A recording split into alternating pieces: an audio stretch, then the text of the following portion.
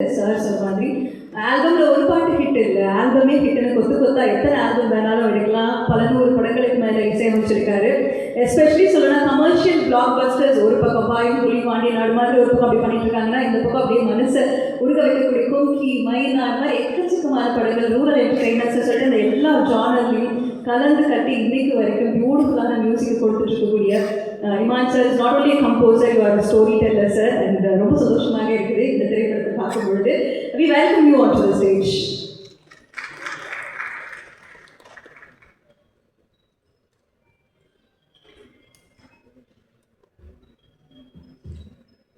எல்லாத்துக்கும் நான் மகிமையும் இயேசு கிறிஸ்து வருவதற்கு ரொம்ப சந்தோஷம். இப்படி ஒரு மேடை 11 நடக்குதுன்னு நினச்சி பார்க்கும்போது ரொம்ப சந்தோஷமாக இருக்குது. வந்திருக்கு பத்திரிகை ஊடக நண்பர்களுக்கு என்னுடைய வணக்கங்கள்.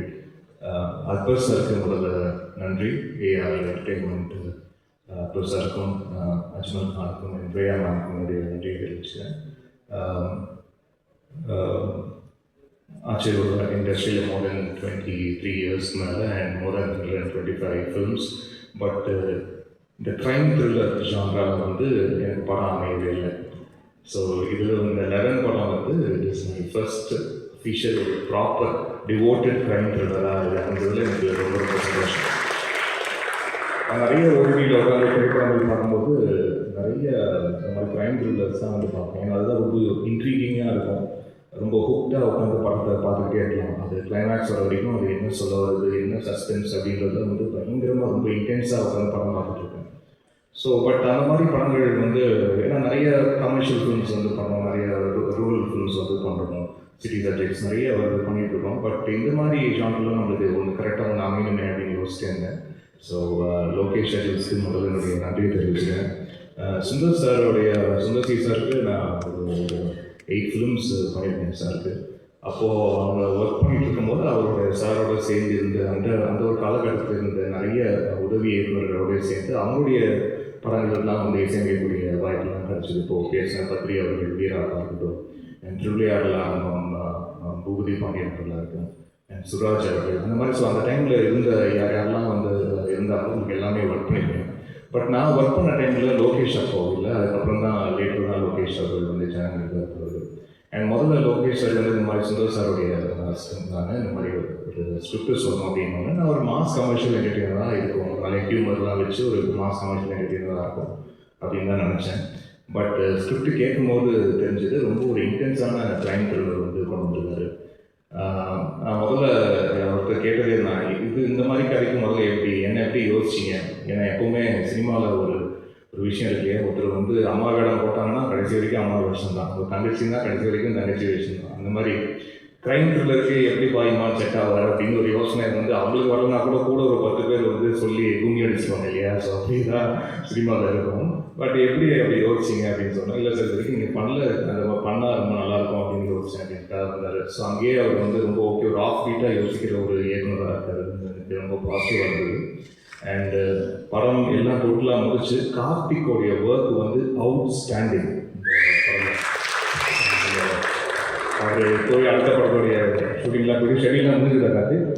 முடிஞ்சில்ல, அடுத்த படம் ஷூட்டிங் ஷெடியூல் முடிஞ்சுது, படமே முடிஞ்சிச்சு பாருங்கள் அந்த லெவலுக்கு. ஸோ இந்த படம் வெளிவரும்போது இன்னும் நிறைய பேர் கார்த்திகோடைய ஒர்க்கை வந்து நிச்சயமாக நோட் பண்ணி எல்லா ரிவ்யூஸ்லையும் கண்டிப்பாக அது இருக்கும். அது இப்போயே எனக்கே தெரியுது. அண்ட் லோகேஷோடைய ரைட்டிங், லோகேஷ் அவருடைய ரைட்டிங் வந்து அவுட்ஸ்டாண்டிங். அது ஸ்கிரிப்ட் நரேஷன் கேட்கும்போது அவ்வளோ கிரிப்பிங்காக வந்து இருந்தது. இது அப்படியே தெரிஞ்சது ஓகே, இது வந்து மேக்கிங்காக வந்து கொஞ்சம் இப்படி அப்படி இருந்தால் கூட ரைட்டிங் செம்மையாக இருக்குது. இது வந்து ஒரு நிச்சயமாக ஒரு கேரண்டி க்ரைம் த்ரில்லராக இருக்கும் அப்படின்னு நினச்சேன். ஆனால் படம் பார்க்கும்போது ஐ வாஸ் ப்ளோன். அவர் வந்து எப்போவுமே அதெல்லாம் ரொம்ப பில்டப்லாம் வந்து பண்ண மாட்டார், சும்மா வந்து படத்தை கொடுத்து சார் பார்த்துட்டு சொல்லுங்கள் சார் அப்படின்னு வந்து சொல்லிடுவார். ஸோ அப்படி பார்க்கும்போது ஐ குடன்ட் கண்ட்ரோல். நான் வந்து ஃபோன் பண்ணி அவர்கிட்ட ரொம்ப நேரம் பேசினேன். அந்த மாதிரி ரொம்ப ஹார்ட் ஃபெல்ட்டாக அப்படி ஃபீல் பண்ணி பேசி எனக்கு தெரிஞ்சு ரொம்ப நாள் ஆச்சு அது. ஸோ அப்படி ஒரு ரொம்ப ட்ரூத்ஃபுல்லாக ஒரு படத்தை ரொம்ப ஹானஸ்டாக ஃபிலிம் மேக்கிங்லேருந்து அந்த கிராஃப்டில் ஒவ்வொருத்தருடைய ஒர்க்மேன்ஷிப் கரெக்டாக அந்த ஷார்ட்டுக்கு என்ன வேணும் கரெக்டாக அந்த ஆர்ட் டிபார்ட்மெண்ட் கரெக்டாக சேர்த்ததாக இருக்கட்டும், ஆர்டிஸ்டோடைய அவங்களுடைய பர்ஃபார்மன்ஸை கரெக்டாக வாங்கினதாக இருக்கட்டும், இது எல்லாமே வந்து ரொம்ப அழகாக அந்த படத்தில் இருந்தது. அண்ட் முக்கியமாக யூசேஜ் ஆஃப் சைலன்ஸ், அது வந்து ஸ்கோரில் அது வந்து நிறைய அந்த மாதிரிலாம் வந்து ஒர்க் பண்ணியிருக்கோம். எங்கெங்கெல்லாம் மியூசிக் வந்து நல்லா ஒரு பவர்ஃபுல் மியூசிக் வருமோ அங்கேயும் இருக்கும், பட் எங்கெங்கெல்லாம் சைலன்ஸ் ட்ரீட் பண்ணணுமோ அதெல்லாம் அழகாக ட்ரீட் பண்ணியிருக்கோம் நம்புகிறோம். இந்த படத்துடைய ஆடியோகிராஃபர் ராஜா அவர்களுக்கும் இந்த நேரத்தில் நன்றியை தெரிவிச்சுக்கிறேன். அண்ட் முக்கியமாக இந்த ஆல்பம் எனக்கு ரொம்ப ஸ்பெஷல். ஏன்னா முக்கியமாக சிங்கர் மனோ அவர்கள், நான் இப்போ கூட ஒரு ரியாலிட்டி ஷோவில் கூட இருந்து மனோனை நான் வந்து வாரம் பார்த்துக்கிட்டு இருக்கேன். அண்ட் எனக்கு இந்த திரைக்கு நான் வர்றதுக்கு முன்னாடி அவருடைய மியூசிக் கம்போசிஷனில் நான் வந்து கீபோர்ட் ப்ரோக்ராமராக நான் வந்து ஒர்க் பண்ணியிருக்கேன். ஸோ பட் இத்தனை ஆண்டு காலமாக நானும் இசையமைச்சிருக்கேன். பட் கரெக்டாக ஒரு சாங்க்கு வந்து மனோனை வந்து பாட வைக்கவே முடியல. அது கரெக்டாக இந்த படத்தில் அது அமைஞ்சது. அது வந்து லோகேஷுக்கும் நிறைய தெரிவிச்சுக்கிறேன். நான் மனோன்னு சொன்னோன்னே சார் ரொம்ப நல்லாயிருக்கும், அவர் நம்ம போகலாம் அப்படின்னு சொன்னது. ஸோ அது ஒரு லாங் டைம் வெயிட். இந்த படத்தில் மனோ அண்ணன் வந்து ஒரு பாட்டு பாடியிருக்காங்க.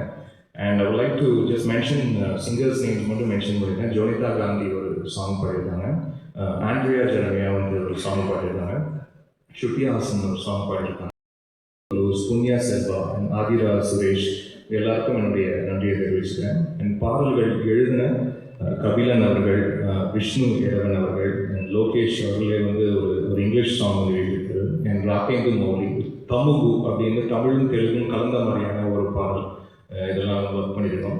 நிச்சயமாக இந்த திரைப்படம் மே 16ஆம் தேதி அது வந்து நீங்கள் உங்களுடைய பார்வைக்கு வரும்போது நிச்சயமாக உங்களுக்கு ஒரு பிடிக்கிற மாதிரியான ஒரு திரைப்படமாக இருக்கும்.